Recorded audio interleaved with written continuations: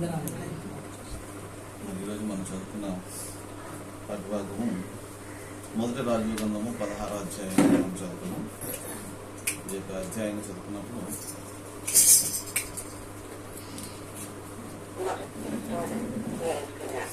నలుగురు రాజులు కనపడతారండి.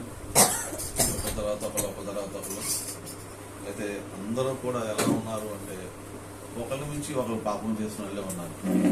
అందరూ కూడా యెరొబోముని అనుసరించిన వాళ్ళుగానే మరి ఇక్కడ వాక్యంలో మనం చూస్తున్నాం. అందరూ కూడా దేవుని అనుసరించకుండా ఉన్నవాళ్ళే. అందరూ కూడా పాపాలు చేయటం, ప్రజలను కూడా పాపంలో నడిపించటం, అలాగే ఆ సంతతంతటిని కూడా దేవుని కోపం రావటం, ఆ సంతతాన్ని కూడా దేవుడు నాశనం చేయటం అనేది మనం ఇక్కడ చూస్తాం.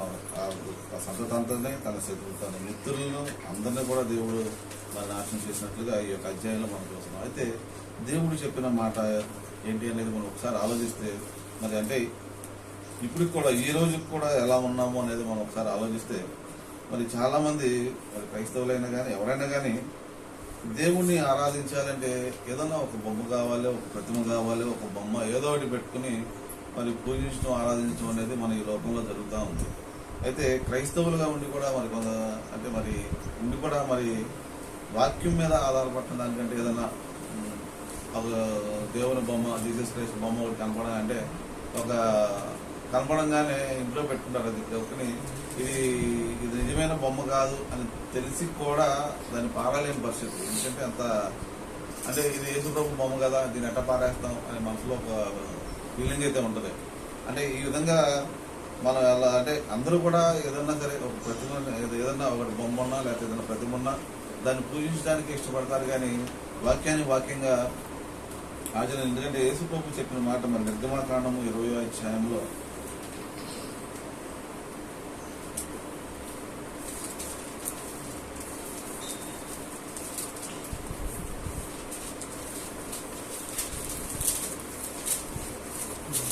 ఆయన చెప్పిన మాట ఒకటి చూస్తే దేవుడు ఈ ఆజ్ఞలన్నీ వివరించి చెప్పాను. నీ దేవుడనైన యెహోవాను నేనే దాసుల గృహమైన ఐగుప్తు దేశంలో నుండి నిన్ను వెలుపలకు రప్పించి తిని నేను తప్ప వేరొక దేవుడు నీకు ఉండకూడదు.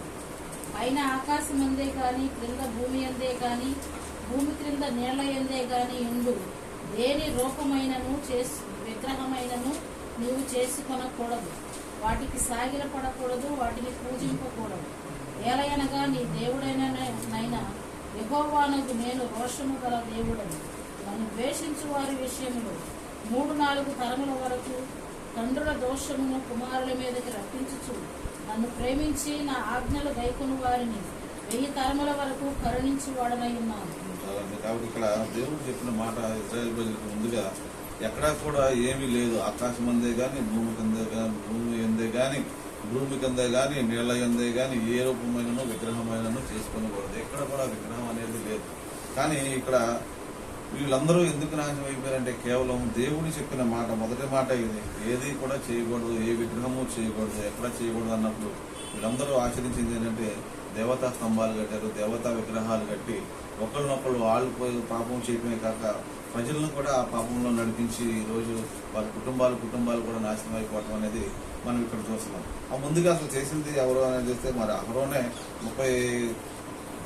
32వ అధ్యాయము 5-6 వచనాలు చూసినప్పుడు నిర్గమకాండము అహరోను అది చూచి దాని ఎదుట ఒక బలిపీఠం కట్టించింది. మరియు దాని ముందు చూద్దామంటే దాని 2వ వచనం చూస్తే అందుకు అహరోను నీ భార్యలకు, నీ కుమారులకు, నీ కుమార్తెలకు చెవులను ఉన్న బంగారు పోగులను తీసిన ఎద్దకు తిండని వారితో చెప్పగా ప్రజలందరూ తమ చెవులనున్న బంగారు పోగులను తీసి అహరోనుకు తెలిసింది. అతడు వారి యొద్ద వాటిని తీసుకుని పోగరుతో రూపముని ఏర్పరిచి దానిని పోతపోసిన గోడగా చేసింది. అప్పుడు వారు, ఓ ఇశ్రాయేలు, ఐగుప్తు దేశంలో నుండి నిన్ను రప్పించిన నీ దేవుడు ఇదే అని. అహరోను అది చూచి దాని ఎదుట ఒక బలిపీఠము కట్టించాడు. మరియు అహరోను రేపు యెహోవాకు పండుగ జరుగునని సాటింపగా మరునాడు వారు ఉదయమున లేచి దహన బలులను సమాధాన బలులను అర్పించారు.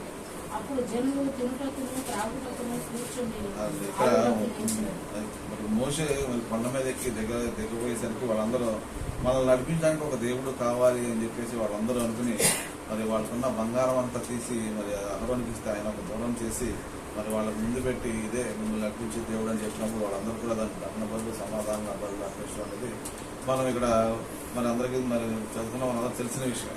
కాబట్టి ఇలా మరి చాలా మంది ఇక్కడే కాదు, తర్వాత చూస్తే మరి ఇందాక మనం చూసిన యెరొబోము కూడా 2 దూడలను చేసి మరి 2 మరి అక్కడ ఆ దేశంలో ఒకటి, దానిలో ఒకటి, షిమ్రోనులో ఒకటి పెడితే వాళ్ళందరూ కూడా ఇజ్రాయెల్ దేశం వెళ్ళి అంటే మందిరానికి వెళ్లకుండా దేవుడు ఇక్కడే ఉన్నాడు కాబట్టి మీరు ఈ దూడలనే మీరు పూజించండి అని చెప్పేసి వాళ్ళని కూడా వెళ్లకుండా మరి దేవుని దగ్గరికి వెళ్లకుండా మరి ఆ దూడలకి మరి వాళ్ళు పూజలు చేయడానికి మరి ఇక్కడ యెరొబోము కూడా చేశాడు. మరి అలాంటిదే మరి వీళ్ళందరూ కూడా ఒకరి తర్వాత ఒకరు ఎలా చేస్తారు, అందరూ కూడా దేవతా విగ్రహాలకి ఈ అలవాటు పడిపోయారు. ఆ రోజు నుంచి ఈ రోజు వరకు కూడా ఇప్పటి వరకు కూడా మరి ఆ విగ్రహాలు అనేది ప్రతి ఒక్కరిలో అంటే ప్రతి చోట విగ్రహం అనేది మరి ఉండడం అంటే దేవుడు చెప్పే మాట నేను తప్ప వేరే దేవుడు లేడు, మరి ఏ స్వరూపమైనను మీకు చేయకూడదని చెప్పినప్పుడు కానీ ఇక్కడ ఈ లోకంలో చూసినప్పుడు ప్రతిదీ కూడా ఎక్కడ చూసినా కానీ ఈ విగ్రహాలు ఎలాంటి అంటే వాటికి మన అందరికీ తెలిసిన వాటికి కళ్ళుండి చూడవు,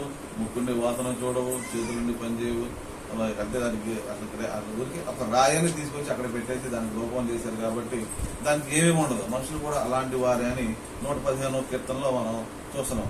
కాబట్టి మరి అలాంటి విగ్రహాలను వీళ్ళందరూ చేశారు. అంటే దానికి రాయ అంటే మనుషులు ఎలా ఉన్నారు అంటే రాతి విగ్రహాలు అంటే రాయుల్లాగా అందరూ కూడా అంటే కఠినంగా తయారైపోయారు.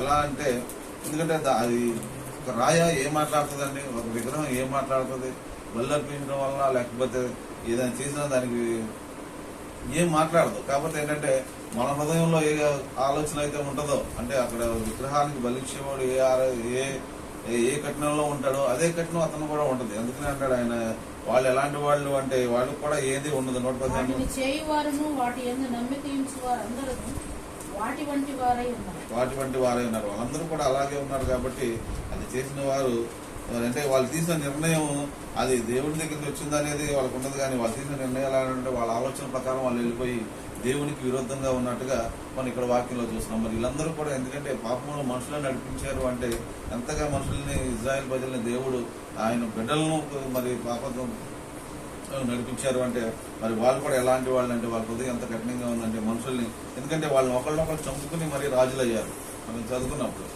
మరి అది అంతా కూడా మరి దేవుడు చెప్పిన మాట ఏంటంటే మంటి నుంచి తీసాను నిన్ను అని చెప్పేసి దేవుడు మహేష్ గురించి చెప్తున్నాడు. నిన్ను మంటి నుంచి తీసి నిన్ను అక్కడ నిలబెట్టాను, కానీ నువ్వు చేసే పని ఏంటి అని దేవుడు ఇక్కడ అడుగుతున్న మాట మనం చూసినప్పుడు నిన్ను నేను మంటిలో నుండి హెచ్చింపజేసి ఇజ్రాయేల్ వారందరూ నా జనముల మీద అధికారిగా చేసి తిని అయినను యెరొబోము ప్రవర్తించే ప్రకారము నువ్వు ప్రవర్తించు ఇజ్రాయేల్ వారికి నా జనమును పాపం చేయటకు కారణమై వారి పాపం చేత నాకు కోపం పుట్టించి ఉన్నావు. కాబట్టి మంటి నుంచి తీసాను అంటే మనిషి మట్టి నుంచే పుట్టాడు. కానీ తర్వాత కూడా మనం ఏమంటే ఆదాం దగ్గర నుంచి కూడా తర్వాత మరలా దేవుడు ప్రత్యేకపరిచిన కానీ మరలా ఆదాం చేసిన తప్పు వల్ల మరలా ఈ లోకానికి వచ్చి అందరూ కూడా మరి పాపాన్ని అంటించుకునే ఉన్నాం. కాబట్టి దేవుడు ఇక్కడ ప్రత్యేకపరచడానికి దేవుడు చెప్తున్నాడు మంటి నుంచి నేను తీసి హెచ్చించానంటే మనందరినీ కూడా మరి దేవుడు ఆ యొక్క పాపం నుంచి మరి దేవుడు మనకు తెలియజేసి అవన్నీ ఏది తప్పు ఏది కరెక్టో మనకు తెలియజేస్తాడు. కాబట్టి మనల్ని కూడా అలాంటి పరిస్థితుల నుంచి మన దేవుడు మనం నడిపిస్తానికి ఇష్టపడుతున్నాడు. ఆ మంటి నుంచి అంటే మనకున్న ఆ మురికి తీసివేసి మనల్ని హెచ్చించడానికి దేవుడు ఇష్టపడుతున్నాడు. మరి ఇక్కడ కూడా రాజులను అటాక్ చేశాడు, హెచ్చించి ప్రజలను నడిపించమని దేవుడు చెప్పినప్పుడు వాళ్ళు ఏం చేశారంటే మళ్ళా మరి పాత స్థితికి వెళ్ళిపోయారు. ఏ విధంగా అయితే మన జనులను పాడు చేశాడు ఆ విధంగానే పాడు చేశాడు. కాబట్టి దేవుడు ఈ రోజు మనలో కూడా మనకున్న మరి పాపాలని మరి శాపాలను తీసేయడానికి ఈ రోజు మరి యేసు ప్రభు ఈ లోకానికి వచ్చారు. కాబట్టి ఈ లోకానికి వచ్చిన ప్రభుని మనం ఏం చేస్తున్నాం నిజంగానే మరి ఆ విధంగానే మరి మనం కూడా విగ్రహారాధన ఏ విగ్రహారాధన అంటే ఒక విగ్రహారాధన అంటే అన్ని చేశారు విగ్రహారాధన అంటే అది కాదు. కానీ మన జీవితంలో కూడా మనం అనేకమైన వాటి మీద మనకు మనసు ఉంటుంది. కాబట్టి మనం దేని మీద ప్రభుత్వం తప్ప ఏది మనసు ఉన్నా కానీ అది విగ్రహం కింద లెక్కగా మనందరికీ తెలిసిన విషయం. కాబట్టి అలాంటిది మనలో మరి ఏమున్నా కానీ అది మనకు అడ్డుగానే ఉంటుంది. ఎందుకంటే దేవుని కోపం ఎందుకు వస్తుందంటే దేవుడిని తప్ప వేరే ఎవరిని మరి ఆరాధించకూడదు అనే వాక్యం మనందరికీ తెలుసు. కాబట్టి ఆయన తప్ప ఎక్కడికి వెళ్ళినా కానీ దేవుని స్తుతించాలి. ఏ చెట్టు చూసినా ఎలాంటి కొండ మీదకి వెళ్ళినా లేకపోతే ఎలాంటి సైట్ సీయింగ్కి వెళ్ళినా కానీ అంతా కూడా దేవుని సృష్టి, కానీ అది మనుషులు చేసింది కాదు. కాబట్టి దేవుని స్తుతించాలి. కానీ అక్కడ అందుకనే అంటాడు, పచ్చని చెట్టు కింద వ్యభిచారం చేస్తున్నారంటే ఆ పచ్చని చెట్టు కిందకి వెళ్ళి అక్కడికి వెళ్ళిన తర్వాత అక్కడ ఆహా ఈ చెట్టు భలే ఉంది, భలే వాతావరణం ఉందని అక్కడ చేసిన వాళ్ళని, అక్కడ ఉన్న వాటిని ఆ వాతావరణాన్ని పొగుడతారు. కానీ సృష్టించిన దేవుడిని మనం మర్చిపోతాం. దేవుడు ఇంత చక్కగా కలగజేశాడే అని అక్కడ ఉన్న ఆ చెట్టు కింద కూర్చుని దేవుడు స్తుతించే, ఎందుకంటే ఆ మనసుగా అంటే ప్రతిసేపు ఎండలో ఉండి ఒక చెట్టు కిందకి వెళ్తే ఎంత ప్రశాంతంగా ఉంటుందో అలాంటప్పుడు దేవుడు స్తుతించగలుగుతామంటే మరి. కానీ అక్కడికి వెళ్ళిన తర్వాత ఆహా అనుకుని మనకు మనం తృప్తి పడతాం, కానీ దేవుడు స్తుతించలేం. అందుకనే దేవుడు అంటున్నాడు, చెట్టు ప్రతి ఆ కొండ మీదకి వెళ్ళి ఆ చెట్టు కింద విచారం చేస్తానని. నిజంగానే మన హృదయాలు ఎలా ఉన్నాయి అంటే మరి ఆ విధంగానే. ఎందుకంటే ఏదన్నా అంటే దేవుడు ఎలా ఉంటాడు అంటే ప్రతి ఒక్క హృదయంలో ఈ విధంగా ఉంటాడు అనేది ఒక ఇదైపోయింది. ఎందుకంటే ప్రతి ఒక్కరూ ఆ విధంగా అలవాటు పడిపోయారు. కాబట్టి దానిలో నుంచి బయటికి రావాలి అని ప్రభు ఇక్కడ ఒక్క అధ్యాయంలోనే 5 రాజులు ఏ విధంగా చేశారో దేవుడు మనకు తెలియజేస్తాడు. వాళ్ళందరూ కూడా ఎలా నాశనం అయిపోయారంటే ఒకరు కూడా వాళ్ళతో పాటు ప్రజలను కూడా నాశనం చేశారు అనేది మనం చూస్తున్నాం. కాబట్టి మనం కూడా మరి ఎలా ఉండాలి అంటే దేవుడిని ఆరాధించే వారంగా ఉండాలి. అందుకని పూర్ణ హృదయంతో పూర్ణ ఆత్మతో నీ దేవుడైన యెహోవాను ఆరాధించమని ఎందుకు చెప్తానంటే దేవుడు ఆయన్నే మనం ఆరాధించినప్పుడే మనం ఆయన సన్నిధిలో చేరగలుగుతాం. లేదంటే మరి ఈ విధంగా ప్రభు మరి ప్రతి ఒక్కరిని కూడా ఒకరినొకరినొకరు ఏ విధంగా తీసారో అనేది మనందరికీ చూస్తున్నాం. తర్వాత అపోస్తుల కార్యాల్లో కూడా ఒకసారి చూస్తే 14వ అధ్యాయము 11వ వచనంలో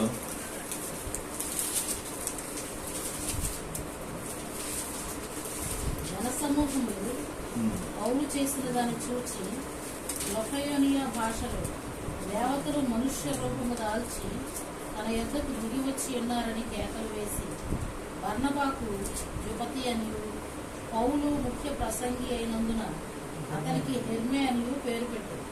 పట్టణమునకు ఎదురుగా ఉన్న యువతి యొక్క పూజారి ఎడ్లను పూదండలను ద్వారముల యొద్దకు తీసుకుని వచ్చిన సమూహముతో కలిసి బలి అర్పింపవలనని ఉండేది.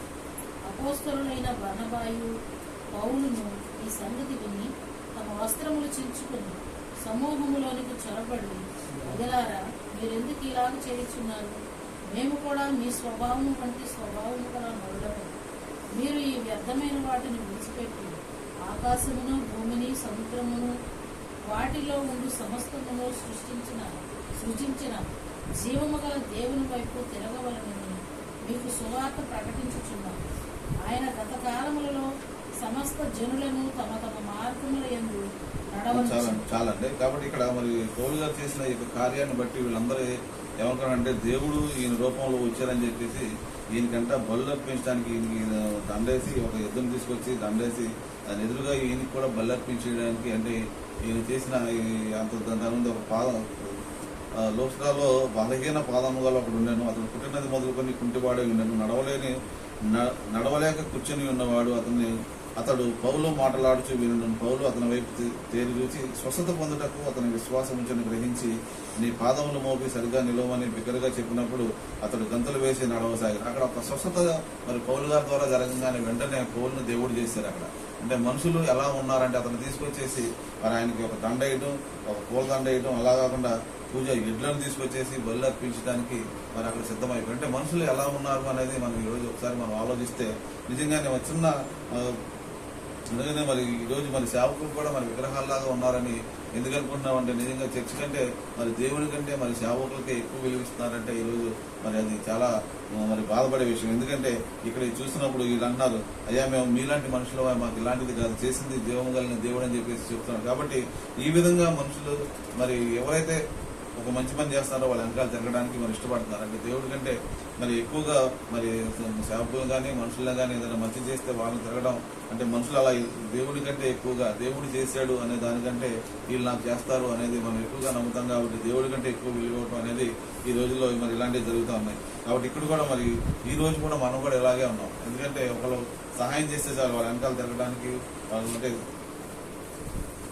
ఇష్టపడతాం. కాబట్టి ఇలాంటివన్నీ కూడా మన హృదయంలో ఉంటే మనం, ఎందుకంటే చేసేది దేవుడు, జరిగించేది దేవుడు. ఏ సేవకుడైనా కానీ ఏదైనా కానీ మరి పరిశుద్ధాత్మను మనలో ఉన్నప్పుడు మరి దేవుడు అంటే ముందు మనం ఆశపడితే దేవుడు తప్పకుండా మన ఆశలకి ఒక సేవకుడు ద్వారా తీర్చినప్పుడు ఆ సేవకుడు ద్వారా దేవుడు చేసాడే తప్ప ఆ సేవకుడు కాదనేది మరి మనం స్పష్టంగా చెప్తున్నాడు. కాబట్టి ఈ విధంగా మరి చాలా మంది అలాగే చూస్తే రోమిలికి రాసిన పత్రిక 1వ అధ్యాయము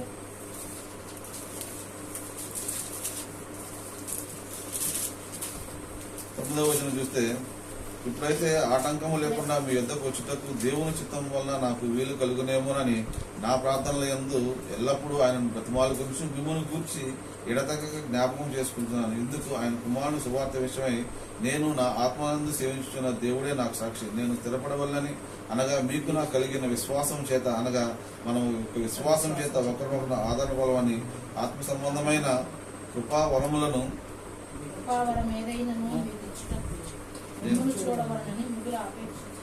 కాబట్టి దేవుడు ఒకరికొకరు ఇప్పుడు ఎలాగో దేవునికి ఎప్పుడు మనం మన కృతజ్ఞతలు చెల్లించాలి. ఎందుకంటే చేసేది ఆయన చిత్తం వల్ల మనకు జరుగుతుంది. ఈ రోజు మనందరం కూడా దేవుడు మనల్ని ఏర్పరచుకున్నాడంటే నిజంగానే మరి దేవుని యొక్క పిలుపు ఉంది కాబట్టి, అంటే దేవుడు మనల్ని శుద్ధీకరించాలి కాబట్టి మనల్ని ఒక పాప జీవితంలో నుంచి మరి దేవుడు ఆయన మార్గంలో నడిపించడానికి ఈ రోజు దేవుడు మనల్ని ఇక్కడ తీసుకొచ్చాడు అనేది మరి నేనైతే నమ్ముతాను. ఎందుకంటే నా జీవితం చూసినప్పుడే నేను అనుకునేవాడు నిజంగా మరి ఏ విధంగా మరి 40 సంవత్సరాల వరకు మరి క్రైస్తవుడే, కానీ ఏ రోజు కూడా చర్చికి వెళ్ళేవాడు, వెళ్ళటం రావటం, చర్చికి వెళ్ళినా కానీ బయట కూర్చుంటాం, లోపల కూర్చుంటాం, కనీసం పూర్తిగా కూడా ఏ రోజు కూడా నేను ఆరాధనలో మరి పాల్గొనలేని పరిస్థితిలో మరి దేవుడు మరి ఆయన పట్టుకుని మరి ఈ విధంగా మరి ఆయన యొక్క వాక్యం తెలియజేసి నేనే దేవుడు అని చెప్పి మరలా తీసుకురావడం అనేది మరి దేవుడు నాకు ఇచ్చిన గౌరవం. అప్పటి వరకు మరి నేను చర్చి క్రైస్తవుడిని మరి చర్చికి వెళ్ళేవాడిని, చర్చిలో కార్యక్రమాలు చేసేవాడిని, ఒక పెద్దగా ఉన్నాను, చాలా చేశాను. కానీ దేవుడు నిజంగా దేవుని ఆరాధించాను అంటే దేవుని ఎప్పుడు కూడా ఆరాధించడం తెలియదు, కనీసం ప్రార్థన చేయడం కూడా తెలియని స్థితిలో చర్చికి పెద్దగా ఉన్న నన్ను మరి దేవుడు ఈ రోజు మరి ఆయనకి ఆయన గణపరుచుకుని నన్ను తీసుకొచ్చి మరి ఇక్కడ నిలబెట్టడం అంటే ఇది దేవుడు చేసిన గొప్ప కాదు. ఎందుకంటే ఒక మృగిగా ఉన్న నన్ను తీసుకొచ్చి దేవుడు ఈ రోజు మరి ఆయన యొక్క రక్తంలో కడగడానికి దేవుడు నాకు సహాయం చేస్తానంటే ఇది దేవుడు చేసిన గొప్ప అద్భుతంగా మరి మనం అనుకోవాలి. ఎందుకంటే నిజమైన దేవుడిని తెలుసుకోవటమే మరి మన జీవితంలో, ఎందుకంటే చివరి బైబిల్ అంతా కూడా దేని గురించి అంటే మనకు ఎటర్నల్ లైఫ్ ఉంది, అంటే మనకు నిత్య జీవం ఉంది, ఆ నిత్య జీవంలోకి మనం వెళ్ళాలి, ఈ లోకం శాశ్వతం కాదని మరి దేవుడు చెప్పినప్పుడు ఆయన మార్గంలో అనుసరించాలంటే మన దేవుణ్ణి మరి ఏ విగ్రహం కాదు కానీ దేవుణ్ణి మనం మన పూర్ణ హృదయంతో మనం అంగీకరించి ఆయన ప్రకారం ఆయన మాటల ప్రకారం మనం నడుచుకున్నప్పుడే దేవుడు మనల్ని ఆ యొక్క నిత్యత్వంలోకి మనం నడిపించే దేవుడిగా ఉన్నారు. లేకపోతే మరి ఈ వేళలాగా వీళ్ళందరూ కూడా ఎలా అయిపోయారంటే ఒకరి తర్వాత ఒకరు చనిపోయారు, ఒకరి తర్వాత ఒకరు వాళ్ళే కాదు మనుషులు కూడా మరి పాపంలోకి నడిపించి అంత పరిస్థితులు మరి కుటుంబాలు వంశాలు మరి దేవుడు నాశనం చేశాడు అంటే అది వాళ్ళు చేసిన తప్పుకి మరి తర్వాత తరాలు కూడా నాశనం అయిపోయినాయి. ఎందుకంటే అక్కడే చూసాం మరి 20వ అధ్యాయంలో మీరు కనుక అలా ఉంటే 3-4 తరాల వరకు ఈ శాపం ఉంటుంది, నన్ను అనుసరిస్తే 1000 తరాల వరకు మమ్మల్ని ఆశీర్వదిస్తానని చెప్పేసి 20వ అధ్యాయము మరి నిర్మకాండం 20వ అధ్యాయంలో దేవుడు చెప్తున్నాడు. మరి అలాంటి మాట 3-4 తరాలు మన నాశనం అయిపోవడానికి కారణమా, లేకపోతే 1000 తరాలకు ఆశీర్వాదంగా మనం ఉండాలనేది.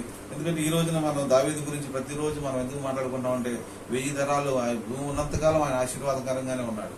ఎందుకంటే ఆయన బట్టి మరి ఇప్పుడున్న రాజులందరూ కూడా ఆయన బట్టే వచ్చారు, కానీ వాళ్ళు సరిగ్గా లేకపోవడం వల్ల వాళ్ళు తర్వాత తరానికి కూడా దేవుడే మరి దావీదునే దేవుడు నిలబెట్టాడు. ఈ రోజు కూడా యేసు ప్రభు కూడా నేను దావీదు కుమారుని అనిపించుకున్నంతగా దేవుడు మరి దావీదుని ఆశీర్వదించాడు. అంటే 1000 తరాలకి దేవుడిని ఎంతగా దావీదుని ఆశీర్వదించాడో మనందరికీ తెలుసు. కాబట్టి ఇది మన బట్టి మన పిల్లలకి అది శాపంగా భారంగా ఉండకుండా ఉండాలంటే మనం కూడా పూర్ణ హృదయంతో దేవుడిని ఆరాధించడానికి మనం ఇష్టపడాలి.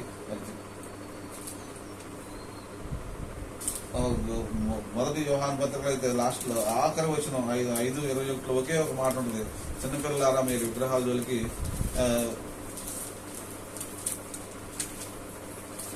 5:21 అండి ఆఖరి,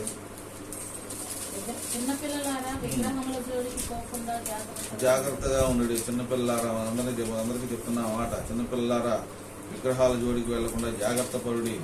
మరి అంటే ఏ విగ్రహం కూడా మనలో ఉండడానికి దేవుడు చెప్తున్న మాట, చిన్నపిల్లారా విగ్రహాల జోడికి వెళ్ళాలి. ఎందుకంటే విగ్రహాల జోడికి వెళ్తే మన జీవితం మరి అటే అయిపోతాం, విగ్రహాలు కఠినంగా అయిపోతాం. దేవుడు ఇచ్చిన వాగ్దానం అదే, రాతి గుండె తీసి మరి మాంస హృదయాన్ని ఇస్తాను అంటే ఆ కఠినత్వం మనలో ఉందనే కదా మరి దేవుడు ఆ మాట చెప్పింది.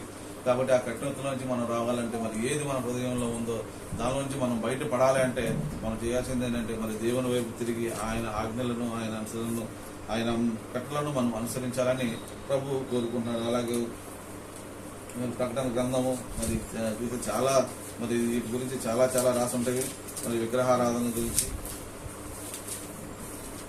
21వ అధ్యాయం 8వ వచనంలో చూసినప్పుడు ఆ పిరిగివారును అవిశ్వాసులను అనూహ్యులను నరహంతకులను వ్యభిచారులను మాంత్రికులను విగ్రహారాధులను అబద్ధకులందరూ అగ్ని గంధకములో మండు గుండంలో పాలు పొందుతారు. ఇది 2వ మరణము. కాబట్టి వీళ్ళందరూ కూడా ఎక్కడికి వెళ్తారంటే 2వ మరణానికి వీళ్ళందరూ కూడా ఉంటారు. కాబట్టి మరి ఏ విగ్రహాన్ని మన హృదయంలో పెట్టుకోకుండా వీళ్ళందరూ కూడా విగ్రహారాధన చేసి వాళ్ళు నాశనం అయిపోయారు రాజులు. కానీ చివరికి 4వ తరంలో కూడా దావీదుని జ్ఞాపకం చేసుకున్న దేవుడు ఈ రోజు మళ్ళా తరాలు కూడా చూస్తే రోజు రోజుకి వాళ్ళు వచ్చేవారు ఇంకా ఆహాబు దగ్గరికి వచ్చేసరికి ఇంకా భయంకరమైన పాపం చేశారు. అందరికంటే ఎక్కువ పాపం చేశాడని చెప్పేసి ఆహాబు గురించి ఆఖరి మాటలో రాసింది.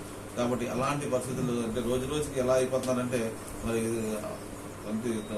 తరానికి కూడా పాపం ఎక్కువైపోతుంది. కాబట్టి ఇలాంటి పరిస్థితుల నుంచి దేవుడు మనల్ని కాపాడటానికి తన కుమారుని లోకానికి పంపించి మన పాపం నుంచి మనం విడుదల పొందడానికి ఈ రోజు దేవుడు మనకి సిద్ధంగా ఉన్నాడు. కాబట్టి మనం దానిలో నుంచి బయటకు వచ్చి మన పూర్ణ హృదయంతో దేవుడిని ఆరాధించి ఆయన వైపు తిరిగినప్పుడు దేవుడు తప్పకుండా మరి ఆయన వైపు తిరిగి మనల్ని పరిశుద్ధపడడానికి దేవుడు అవకాశం ఇస్తున్నాడు. కాబట్టి అలాంటి పరిస్థితులు మనకుంటే మనం దానిలో నుంచి బయటపడాలని మనం కూడా దేవుడిని పూర్ణ హృదయంతో ఆరాధించి సేవించే వారిగా ఉండాలని ప్రభు పేట కోరుకుంటూ దేవుడితో పరిశుద్ధవాక్యం దీవించిన గాక.